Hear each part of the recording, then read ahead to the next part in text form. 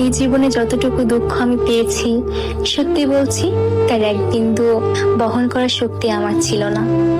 কখনো চাইলেই কাঁদতে পারিনি, কখনো কারো কাঁধে মাথা রেখে বলতে পারিনি আমি ভালো নেই।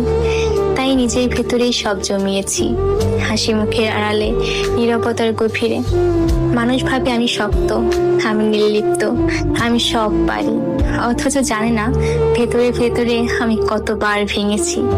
একা রাতে বালিশ ভিজিয়েছি, চোখের জল দিয়ে গোপনে যুদ্ধ চালিয়ে গেছি। আমি নিজেকে এতবার জোড়া লাগিয়েছি যে এখন নিজের আসল রূপটাই ভুলে গেছি। কখনো ভেবেছি হয়তো এই দুঃখগুলো সামলে নিতে পারবো, হয়তো সময় ঠিক করে দেবে সবকিছু। কিন্তু বাস্তবতা হলো আমি আয়ত্তের বাইরে দুঃখ ধারণ করতে করতে এখন নিজেই ধ্বংস হয়ে গেছি। এখন মনে হয় আমি আর আমি নেই, আমি কেবল এক ভাঙা মানুষ যার ভেতরে অনেক কথা জমে আছে, কিন্তু শোনার কেউ নেই। সবাই বলে খারাপ সময় সব সময় থাকে না, সময় ভালো হয়ে যাবে, কিন্তু কেউ বোঝে না সময় শুধু ক্ষত তৈরি করে, সেগুলো শুকায় না।